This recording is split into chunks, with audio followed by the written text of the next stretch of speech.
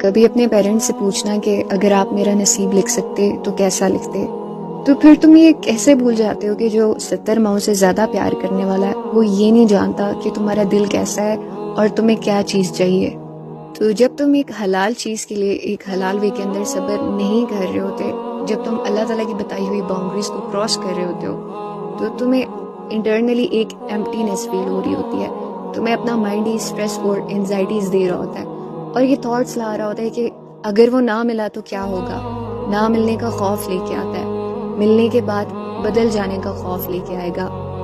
ہوتے ہوئے نہ ہونے کا احساس دلائے گا، اگر یہ چیزیں ایسی نہ رہی اس کا خوف لے کے آئے گا۔ تم مینٹلی بھی سفر کر رہے ہوتے ہو اور فزیکلی بھی سفر کر رہے ہوتے ہو، لیکن جب تم اللہ کا حکم مانتے ہو اور صبر کر رہے ہوتے ہو تو پھر تمہاری باڈی تمہیں نیچرل وے کے اندر سکون کے تھرو رسپونڈ بیک کرتی ہے، because now you are expecting